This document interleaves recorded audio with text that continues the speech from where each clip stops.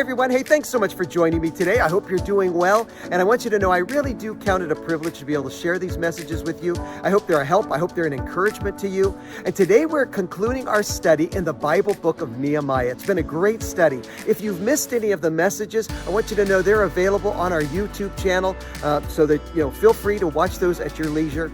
And if you think, oh, I got to watch all the other messages before today, no worries. Today's message really is a reflection of the human condition. What happened to those people in Israel also is what tends to happen to us. And that is, left to ourselves, we can kind of find ourselves drifting along. We kind of take the path of least resistance, right? Left to ourselves, we can become pretty lazy and really drift along with the tide. And that's what we're calling this message today. As we conclude our series, we're calling it, Watch Out for the Drift.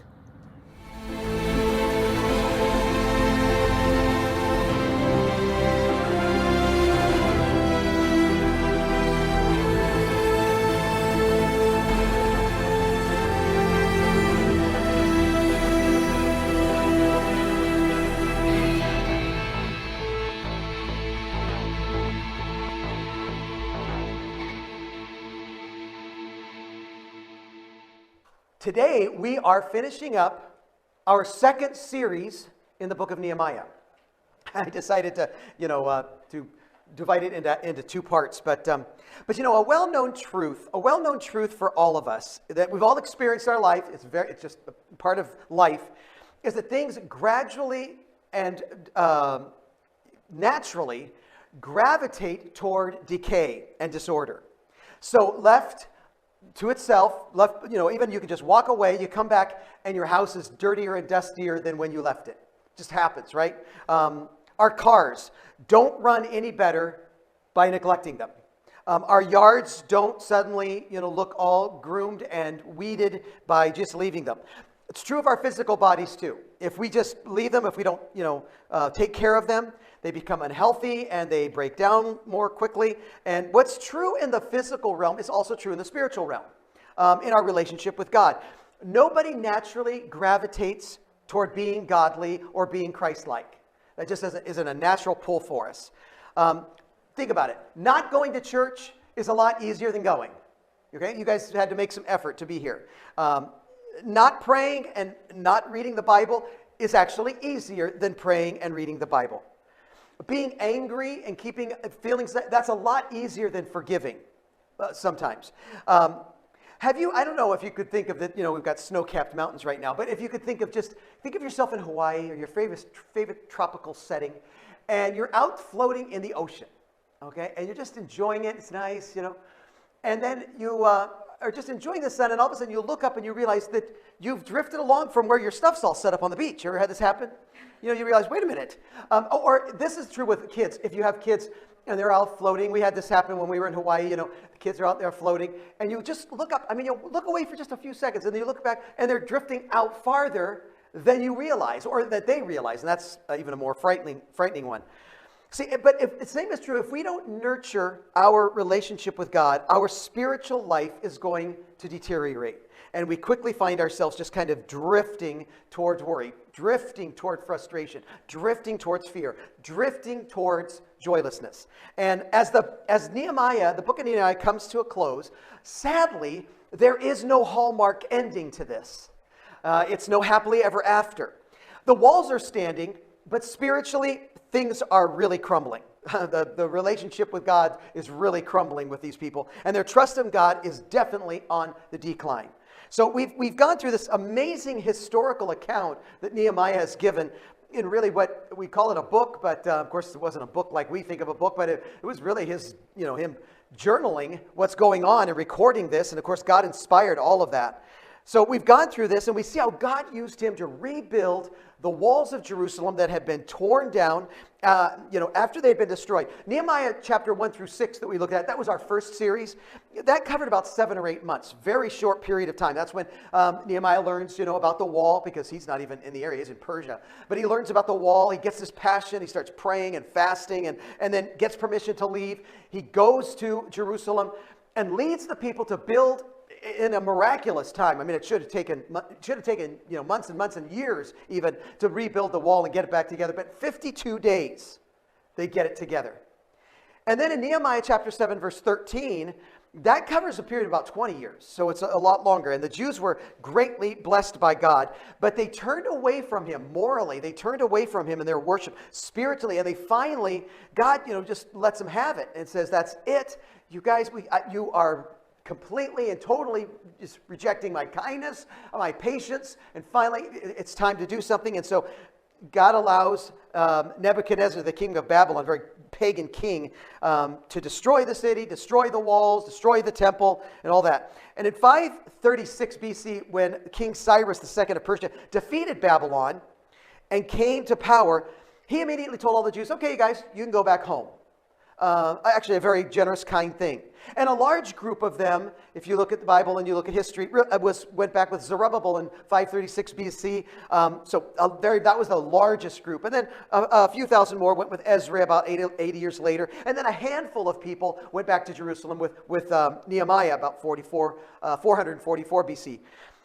So it had been about 100 years since this wall had been built, since the people had returned to the land. And many of them had never even been there. I mean, this was their homeland, but they had never even ever even been there. We know that God had a reason for restoring the walls, and one of them was to, in a sense, restore the city. But the sole purpose for restoring the walls and restoring the city was to get worship of God back in place.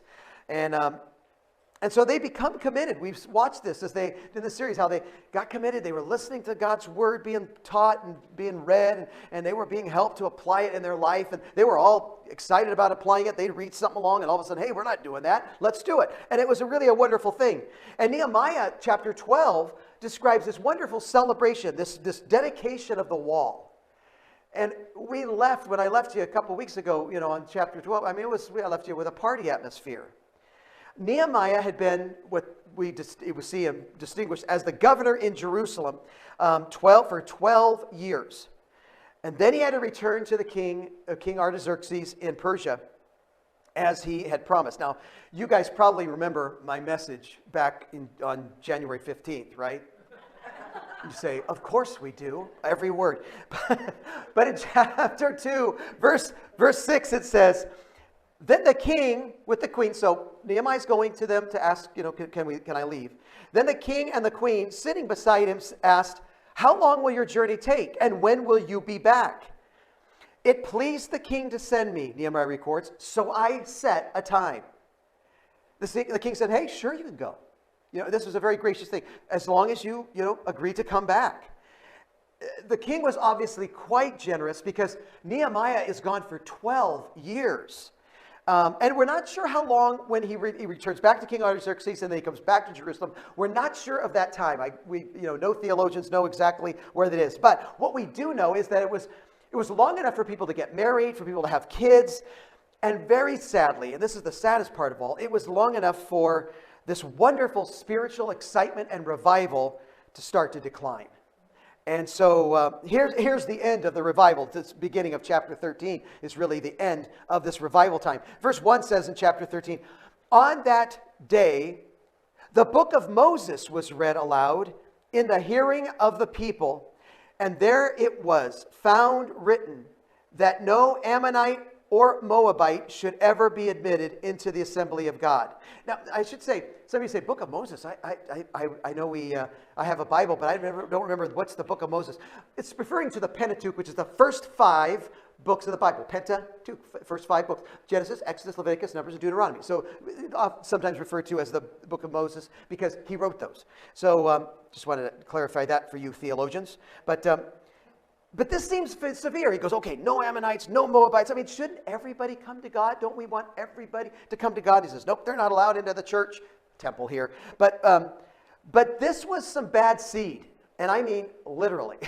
And what I mean by that is, the story of Sodom and Gomorrah, really exciting. God brings down his wrath and Lot and his wife take off. And then, it's a salty tale for her.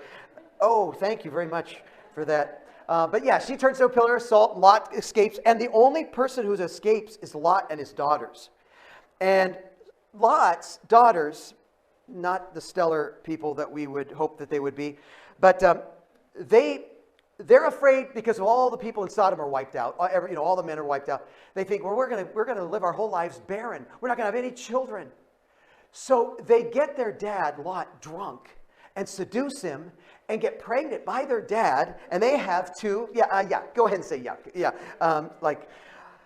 And so, the resulting births were a guy by the name of Moab and Ammon, which gave birth to two very evil nations, the Ammonites and the Moabites. And here's another side story. So he says you can't come, they can't let them in, and that's one reason. But then continue on. In verse 2 it says, because they had not met the Israelites with food and water. Well, what's that big deal? Well, when Israel had traveled through Moab, they did not help them at all. They were not gracious hosts to them. But it says, but had hired Balaam to call a curse down on them. Our God, however, turned the curse into a blessing. When the people heard this law, they excluded from Israel all who were of foreign descent. So they just said, these two groups, forget it. In fact, all foreigners, you can't come in. So let me tell you really quickly the story of Balaam, because it's really kind of cool. Balaam was a wicked prophet. He wasn't a false prophet. God did speak to him, but he just was very much not right with God. And in Numbers chapter 20 through 24, the king of Moab tries to bribe Balaam into cursing Israel. And so he brings them in and he offers them a reward. And so Balaam says, well, I got to go talk to God about this. He talks to God, and God says, of course not. Of course you can't curse Israel.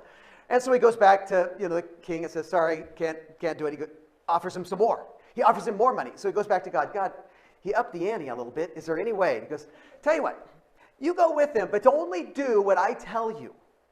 All right? So Balaam figures, well, okay, we're going to go give this a try. So Balaam, on his way to go curse the Israelites, is riding on a donkey, and all of a sudden his donkey starts acting up like crazy because there's an angel in the middle of the road. Balaam doesn't see it, but the donkey does.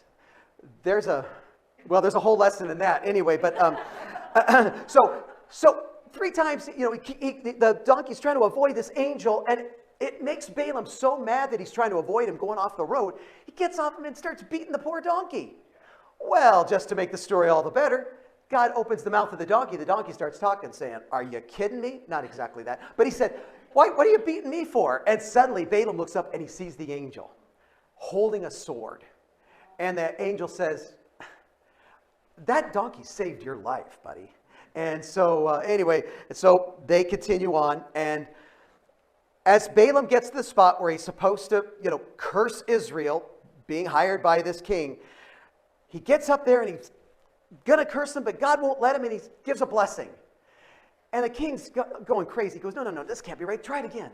Second time, blesses Israel again. Oh my goodness, this is terrible. Try over and over and over again. 3 times he's trying to, get Israel cursed, and Balaam just blesses him. Well, the king finally gets fed up and says, all right, no reward for you.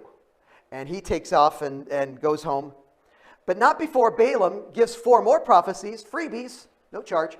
And but then, as we can see in our own lives, Balaam's trying to figure out how to get the reward, because this was a pretty good reward he has. So he tells the king, look, I can't curse Israel, but I can tell you how to entice the people of Israel, and in fact, get prostitutes, get idols and all of that. I can't curse Israel, but if you influence them with all of these evil influences, they'll shoot themselves in the foot. And that's exactly what happens. They brought a curse on themselves by yielding. And I mean, aren't we sometimes we're our own worst enemy? And so that's exactly what the king did, and Israel fell into sin. They started worshiping Baal and doing all kinds of immorality, and God, of course, had to punish them. So these are stories that when the people hear it, they go, yeah, we're not letting them into the temple. And the people in Nehemiah 13, though, are headed in the same direction. I mean, everything was great, but they're heading back now away from God. And in verse 4 of Nehemiah 13, it says, before this, that's before the return of Nehemiah back from Persia, back to Jerusalem. It says, before this, Eliashib the priest, he was the high priest, he had been put in charge of the storerooms of the house of our God. He was closely associated with Tobiah. Now, you might remember, if you were part of our series, you might remember those 3 guys, Tobiah, Sanballat, and Geshem. three really bad guys against everything that God was doing and against the Jews. They made several attempts to stop, and Tobiah was the worst. And he tried over and over again to try to get Nehemiah to stop rebuilding the walls of Jerusalem. Because if you didn't have walls, you were vulnerable, and they just come in and help themselves and do as they pleased. In verse 5, it says, and he provided him with a large room formerly used to store the grain offerings and incense and temple articles, and also the tithes of grain, new wine and olive oil prescribed for the Levites, musicians and gatekeepers, as well as the contributions for the priests. So here is this this high priest. He's offering a part of the temple as like a private hotel, give him his own little apartment. And so he takes all the stuff out that was used for the temple and used to allow people to be able to be in that ministry. And he moves Tobiah and gives him a place to stay. We're not really sure why. And some think, well, maybe Tobiah paid money to rent it. I don't know, but who cares? It doesn't matter. Elisha should have known that he shouldn't be there. Now, what probably was tugging at him and swaying him a bit is that Elisha and Tobiah were related, apparently by marriage. And we'll see in verse 28 that one of Elisha's grandsons was the son-in-law of Sanballat. So, great family, right? What a family for the high priest to have. Eliashib then took what was holy. Think about it. This room used to hold all of these equipment and hold furniture and all the care for those who ministered in the temple.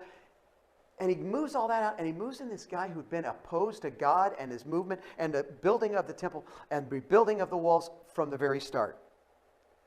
So I thought it would be good for us to take a look at some of these areas for ourselves, because these were areas of decline that can happen in our lives, I think.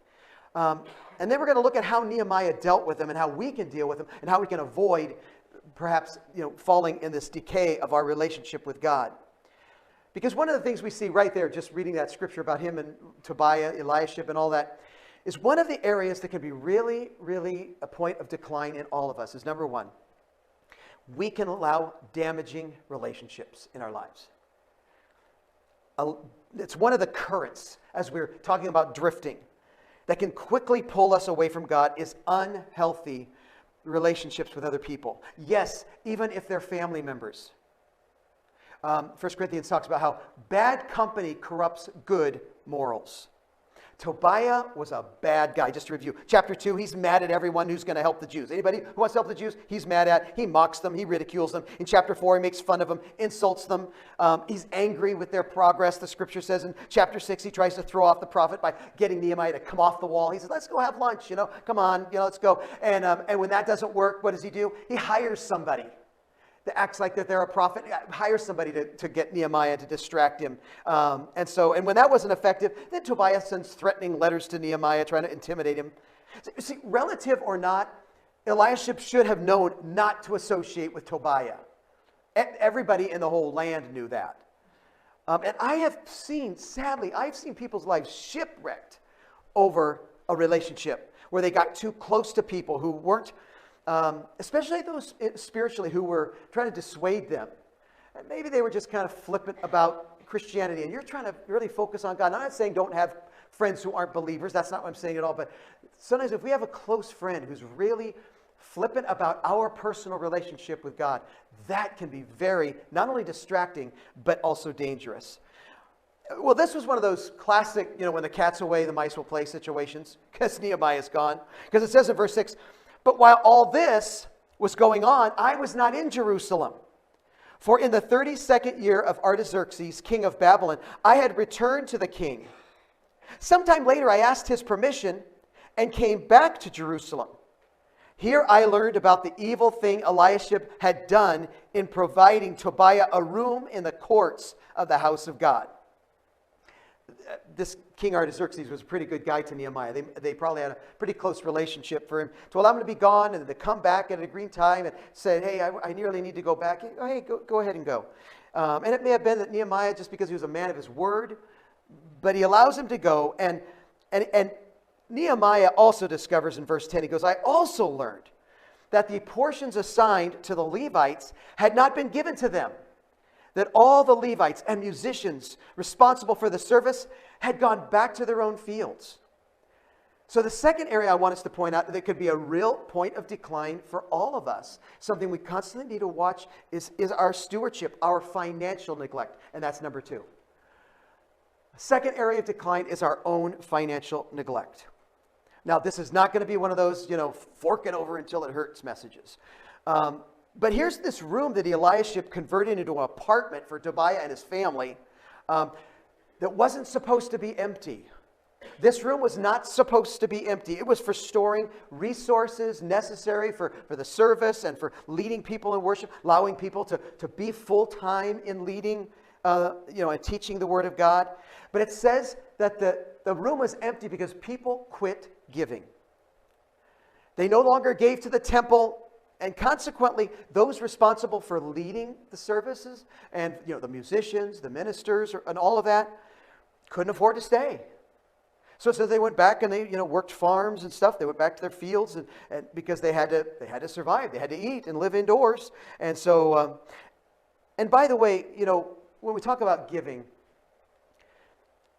our time, our talents, our resources is never an issue of how much of it we have. Say, wow, I'd serve God, but I really don't have many talents. I'd give to God, but I really don't have that much money. See, it's really a matter of our heart. It's not a matter of quantity. It's a matter of that dedication of our heart. And disobedience on the part of the people brought the ministry of the temple and the teaching of the Word of God, it brought it to a screeching halt. And they drifted. They drifted farther away from God. And we'll see how Nehemiah dealt with that. But you know what? I want to just first of all pause and say something very, very important. I just want to pause and say thank you to all of you who have given to this church over the years. I mean, I've been here 33 years, and your generosity has allowed, and the generosity of people all throughout the years has allowed me to work here full time. Haven't had to get another job. I know pastors who have to get a part-time job. I know pastors who have to get a full-time job to be in ministry. And you've allowed me to be here, to be able to work full-time, and I am so grateful for that. And I just had to pause and say that. Because these people stopped giving, and it also it caused the whole ministry to not only lack effectiveness but to decline, and they themselves drew away from God. The third area of decline was taking worship lightly. Taking worship lightly. According to the Jewish law, the Sabbath was sacred. It was a special sign between God and Israel, and they weren't supposed to work or have anybody else work. So non-Jewish people work for them.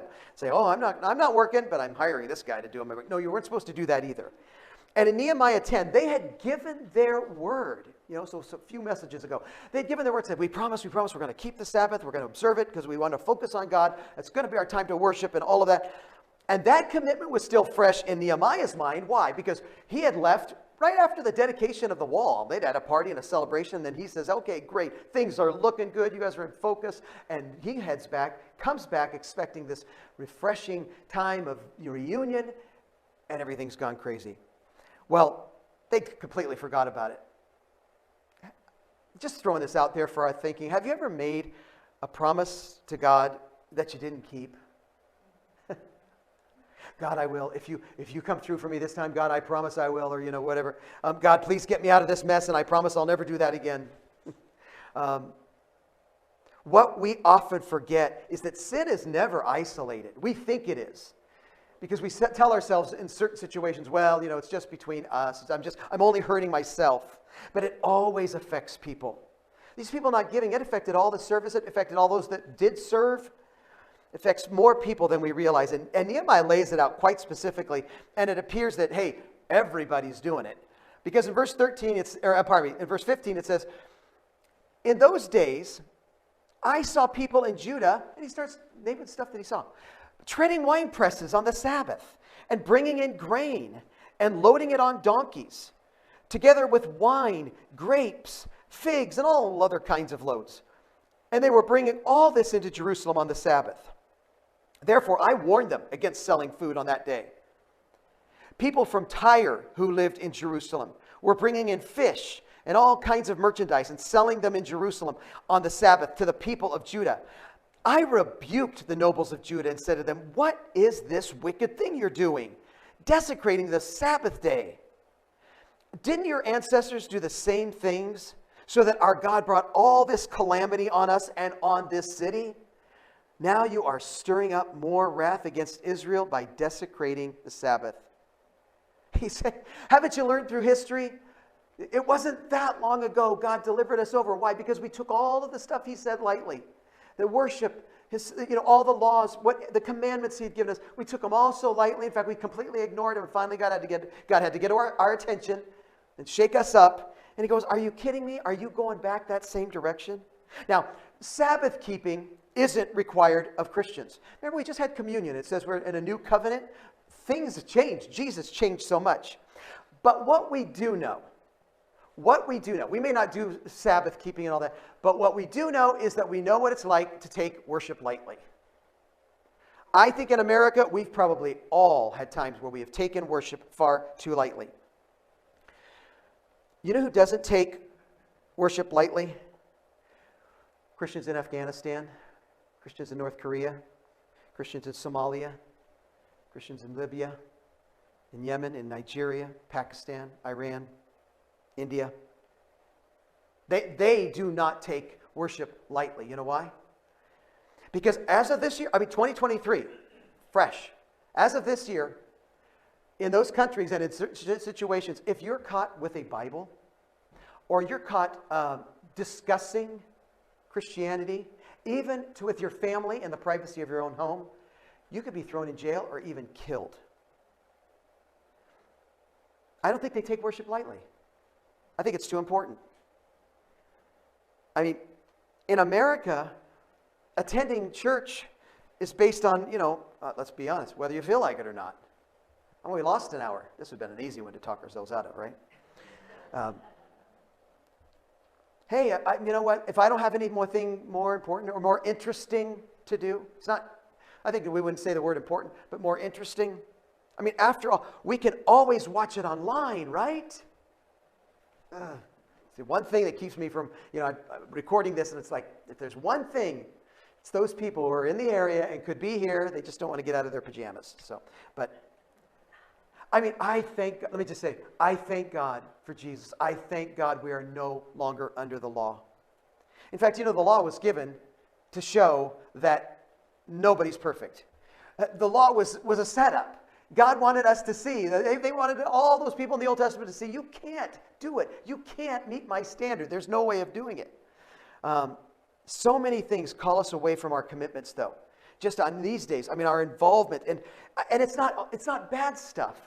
But things pull us away from gathering together. And it might be sporting events or, work schedules or community projects or whatever. The list is never ending. And sure, there are valid reasons for missing church. No legalism here. Okay, absolutely.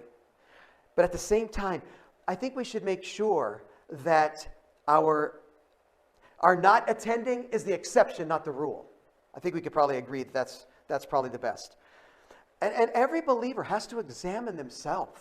Again, I'm not going to get legalistic about that, but you have to look into your own heart to determine motives even for missing church. Why? It could be that an arrangement of priorities needs shifting, and that may be really important. The fourth thing, and I'm very passionate about the fourth area of decline, and that was a corrupting of the family that we'll see. Not only had God been abandoned in the public arena of the temple, but in the privacy of their own homes as well.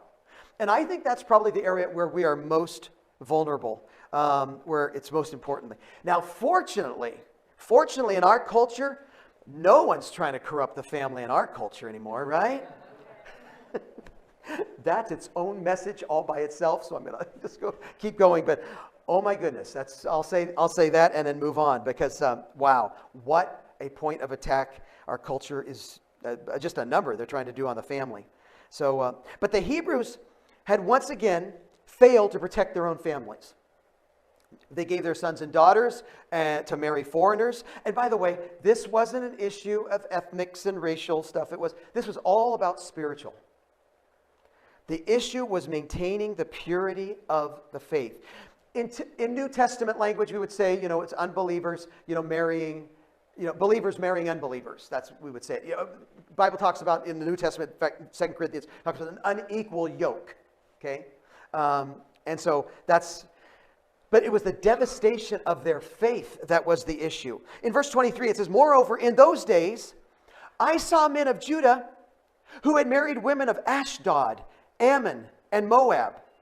Now, it was all the more insulting to God that these marriages were occurring between these people, because these people were cursed. God had put a curse on them, especially the people of Ashdod, Ammonite, and Moabite tribes. God had put a curse on them because of things that they had done, and then for them to be the ones, the foreigners. And it says, half of their children spoke the language of Ashdod, or language of one of the other peoples, and did not know how to speak the language of Judah. I rebuked them and called curses down on them. He then demonstrates some management skills. I beat some of them and pulled out their hair. You know what it literally means? That literally means to make smooth or bare. So it pulls out their hair. I thought about calling this message Keys to Healthy Confrontation. But I then, I'll see, my mom will vouch. When my brother and I would do this, we would get a timeout. Okay? So, but Nehemiah was just a little bit upset, all right? And by the way, beat me up, but don't pull my hair out. I mean, just, right, Chris? Huh? Yeah, okay, I'm telling you, so.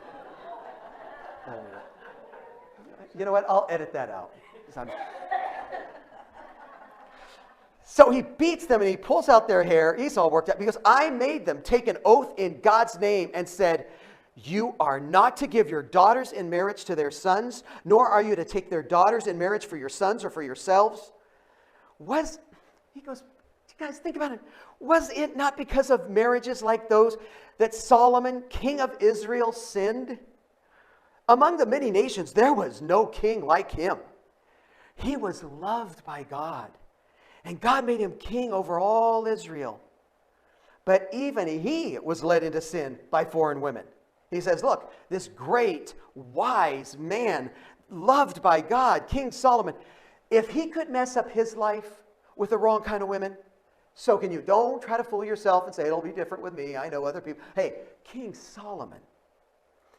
Verse 27 says, "Must we hear now that you too are doing all this terrible wickedness and are being unfaithful to God, unfaithful to our God by marrying foreign women?" And what we obviously know, and I've heard people talking about, well, I'm dating her so that I can lead her to Jesus. Obviously, rather than converting the pagan spouses, they were influenced and compromised their faith and abandoned their God. Now, at the risk of sounding judgmental or making sweeping generalities, we got to be really careful who we allow into our homes. I mean like this. I mean, parents, we've got to be so aware who our kids, who their friends are. And who they get close to. Make your house the house where everybody wants to come. A great theologian I know used to make chocolate chip cookies. And that was the magnet, I mean, do what you got to do. Have your house be the place people want to come. We've got to be mindful of them. And I hope that they'll be a good testimony to their unbelieving friends because they got to go to school with them and all that. And that they'll be a good witness. But please be aware of dangerous friends. And I know that's just like 5 messages all in one. But the families had been so negatively influenced by these foreign spouses, they couldn't even speak Hebrew or Aramaic. So what does that mean? That means they couldn't hear when God's word was read. They didn't understand it. When it was taught, they didn't understand it. They couldn't read it for themselves. This was serious. These people raised a generation of people who didn't even know God. And the compromises of one generation leads to the rebellion of the next. The compromises of one generation leads to the rebellion of the next. We're seeing that before our very eyes in our culture, really. The people had drifted outside of the boundaries of God's blessing, and it grieved the heart of God. Now, Nehemiah returns, and he's appalled. He's disappointed. He's appalled. He's brokenhearted. But he doesn't sit back and allow this whole thing to just keep going, or whatever. Just let this spiritual drift continue. He tackled the issue, quite literally, right, head on. And he boldly confronted the problems of the people. Now, we're going to watch what he does while also getting very practical. Our relationships with God need to be refreshed regularly. So when we find ourselves in this situation, we feel like, wow, we're so far from God, we've declined, all of these things, even this areas, you think, what do we do? We've got, and I'm just going to give this to you super quickly. So what are our options? What are options? It's what we see every day. First of all, the first option is when we see ourselves, our dedication declining, our closeness to God declining, we could just admit defeat. It's like, I'll never be close to God. That's just the way it's going to be. I guess, woe is me. But then, what's really easy is just design an excuse. We can always come up with excuses, right? That's an easy one. But how about instead, and this is my suggestion and this is my encouragement, how about instead we can assign ourselves a new commitment? We can resign to defeat, we could design an excuse, or we can assign ourselves a new commitment in our relationship with God. See, our commitments need to be refreshed on a regular basis. And by the way, this is true in marriage, it's true in family, it's true in our physical bodies, right? We do that all every January. Yeah, I'm going to get in shape, I'm going to lose weight this week. But it's true in our commitment with Christ too. And Nehemiah shows us what to do. In verse 8, he says, I was greatly displeased. He was angered and grieved is the idea. And threw all Tobiah's household goods out of the room. Spring cleaning, perfect. He goes, I gave orders to purify the rooms. So they called in the cleaning crew and, the fumigators. I don't know what and then I put back into them the equipment of the house of God with the grain offerings and the incense. Okay, so let's talk about that for ourselves. We're going to see it in this situation with Nehemiah, but how do we refresh our commitment to God?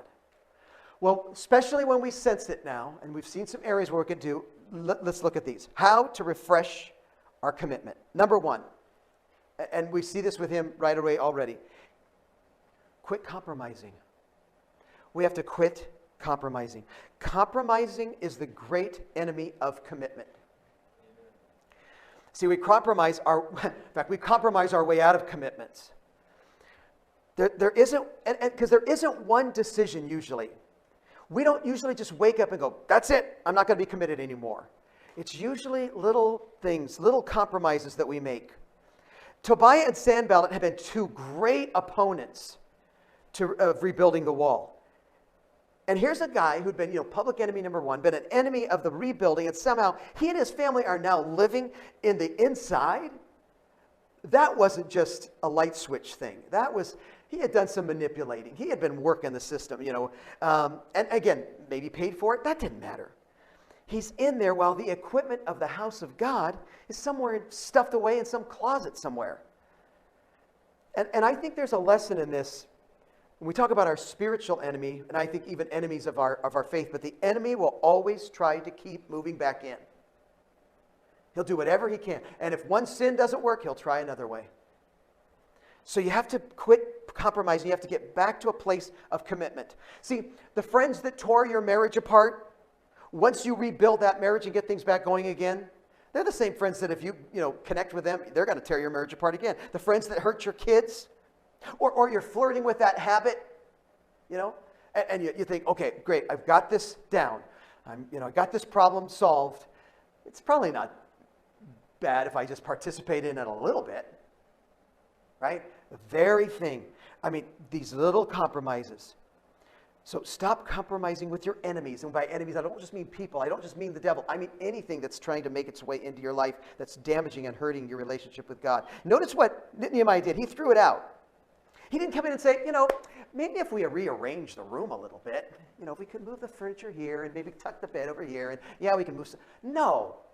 I get the picture, it's a second-story building. He's throwing stuff right out, all out onto the street. It's a great picture. No, it's out. There's no compromising here. He just threw it out, put the things of God back into the room, and as much as you can, immediately get rid of the wrong and put back the right as much as you can. Now, throwing out that terminology might mean a lot of different things. First of all, it may just mean coming to God and confessing and saying, God, I am sorry. I confess this sin to you. It may be going to somebody else, asking them to forgive you. It may mean getting some help. because you've got a problem. It may be something that you need to. So throwing out, it's an analogy of a lot of things. But the second thing we have to do is we have to stop avoiding the issue. Stop avoiding the issue. Again, like I said, we can live defeated or we can make excuses, but the answer is for us to face it.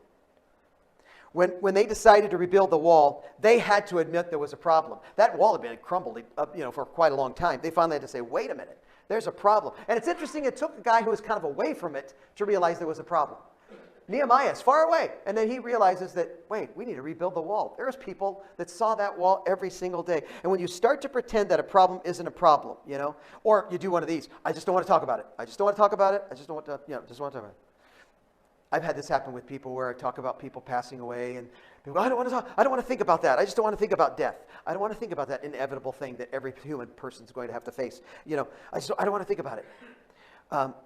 Or if you hope no one finds out about that thing, that area, that relationship, whatever it might be, there's an issue that you need to face. And that's the point where you need to be honest with yourself, quit evading the issue, and take a look at it. Realize that. And ask God to help you to begin taking those steps, to dedicate your life once again to Him. Realize you need that. You need a rededication. You need a recommitment. And that, at that point in your life. In verse 11 it says, so I rebuked the officials and asked them, why is the house of God neglected? Then I called them together and stationed them at their post. See, they were neglecting some of the things that had caused the very success of Nehemiah's project and that God had done. How do we do that? You take and you restore back the things that were right. You say, oh, I'm such a spiritual failure. I haven't been reading my Bible. I made a commitment the first of the year and I haven't been reading my Bible and praying every day. You know what you do? Start doing the right thing again. Just move it back in. Get your schedule out, move it back in. That's what Nehemiah did. Verse 12, all Judah brought the tithes of grain, new wine, and olive oil into the storerooms. See? And that wasn't random, by the way. Nehemiah directed that to happen. And so then he says, I put Shelemiah the priest, Zadok the scribe, and a Levite named Pedaiah in charge of the storerooms, and made Hanan, son of Zachar, the son of Mattaniah, their assistant, because they were considered trustworthy. They were made responsible for distributing the supplies to their fellow Levites. Remember me for this, my God, and do not blot out what I have so faithfully done for the house of my God and its services. 3 times we find Nehemiah saying that, asking God, remember me, remember me. And I got to say, as a pastor, I kind of get this, what he's feeling. Because I have often wondered, man, have I made any difference at all? And then usually God will use my wife or my parents who will remind me of things that God has done and say, see, God doesn't forget. He's there. You've done things for Him that have been significant. And that's just, I could just picture Nehemiah coming back and think, really? All that work? And then look at this. The third step in redirecting our lives is number 3, to remove opportunities to sin. See, we read earlier that they'd been loading all kinds of stuff and in and out on the Sabbath day. And the Israelites knew they weren't supposed to work on the Sabbath day because God commanded them, it was supposed to be a day of focus. And some of them that were involved weren't Israelites. So they didn't care about the Sabbath, But as the grain comes in, the wine comes in, all this stuff comes in, you can imagine, it's kind of like, you go home right now and you've got your whole front porch is full of Amazon boxes. That wasn't a prophecy. That was just an illustration, okay, ladies and gentlemen? All right. So, but you get there, they're all stacked up. What are you going to do? I know people are giving me this.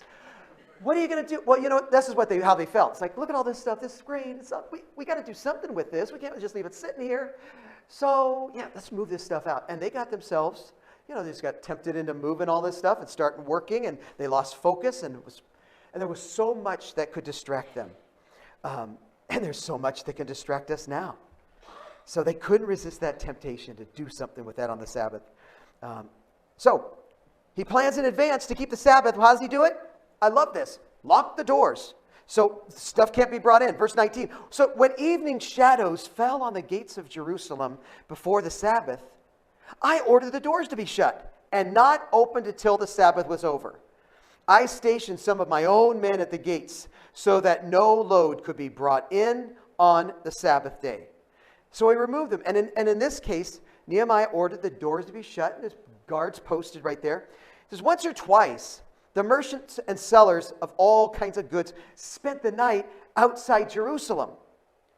But I warned them and I said, why do you spend the night by the wall? If you do this again, I will arrest you. They obviously took him very seriously. Maybe they knew he was the guy that, beat up people and pulled hair. I don't know. But obviously it worked, because it says, from that time on, they no longer came on the Sabbath. Then I commanded the Levites to purify themselves and go and guard the gates in order to keep the Sabbath day holy. Remember me for this also, my God, and show mercy to me according to your great love. And rededicating our lives, while we need to identify, what shouldn't be there. Sometimes that's our emphasis. We've got to stop doing this, stop doing this, stop doing this. What do we need to start doing? See, you have to think in advance, right? If you're an alcoholic and you've gotten victory over that, don't go hang out at bars. I mean, I know this isn't rocket surgery, right? See, you guys are awake for losing an hour. This is awesome. Don't wait until you're in the circumstance to do the right thing. Plan in advance not to be in those situations where you find, and sometimes you can't. Sometimes you just, you find yourself in them. But if you know that there's a situation where it's going to be a temptation, where you've got a habit, you've got a sin that you struggle with, whatever, an addiction that you have, watch those, make some plans to not be in those situations. Or if you absolutely have to be in situations like that, don't be there alone. That's the spiritual equivalent to ordering the doors shut and posting guards at those areas of your life. It's important to remove that. And so let me give you the fourth key. The fourth key is to fill your life with doing what's right. I heard a guy would say, this is years and years ago when I was a kid, said, if you do, it's talking about scripture. He goes, if you do all the do's, you won't have time to do the don'ts. I thought that's pretty good, You've heard that whole idle hands are the devil's workshop. Now that's not a Bible verse, but it's actually rooted in Scripture. There's a number of scriptures that talk about idleness. And by the way, he's not talking about idleness like getting some rest. Okay, that's not what he's talking about. He's talking about, the context of undisciplined laziness. Paul says in 2 Thessalonians 3:11 that those who waste their time in idleness are easily led into sin. So here's the thing. Discretionary time, discretionary money, those can be very dangerous if we're not careful. And some of you are going, what's that? What's the extra time and extra money? But someday, if you get some. So what did Nehemiah do in response to all of this? Well, look at verse 28. It says, one of the sons of Joiada, son of Eliashib, the high priest, was son-in-law to Sanballat, the Horonite. And I drove him away from me. Remember them, my God, because they defiled the priestly office and the covenant of the priesthood and of the Levites. So I purified the priests and the Levites of everything foreign and assigned them duties, each to his own task. I also made provision for contributions of wood at designated times and for the first fruits. Remember me with favor, my God. King David, there was a time when it said that kings go out to battle, and he was supposed to be out to battle, but he wasn't. He stayed behind. And there he is with a big giant palace, no soldiers, because he was a soldier guy. He's roaming around the palace, probably bored, and he looks out the window. And he sees Bathsheba bathing. And I can tell you, when we get to heaven, if we were to have a conversation about that, he'd probably say, oh, if I could have done that, I would rather have been killed on the battlefield than to disappoint God the way I did. Sometimes we let ourselves get bored into sin, be idle into sin. And one of the key things is do the right thing. Do the right thing. The best way to deal with temptation isn't to sit around. It's not to sit around and say, don't be tempted, don't be tempted, don't be tempted. The answer is the best way to deal with temptation is to flee it, Scripture says. Run from it. But run from it and to God, to the right thing. When you decide to do what's right, you'll have a sense of dedication in your life.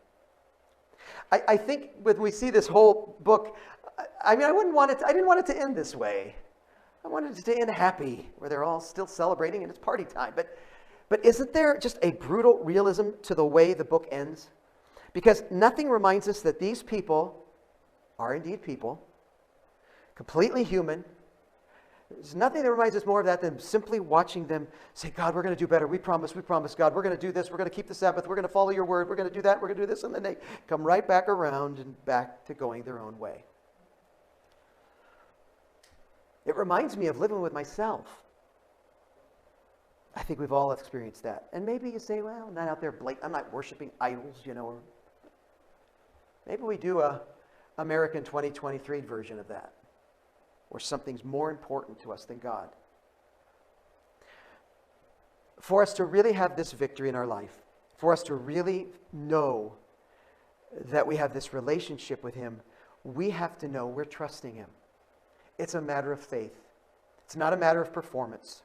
And that's what can kind of get muddled in some of this, as we especially look in the Old Testament. You think, okay, I need to do, and then God will be happy with me.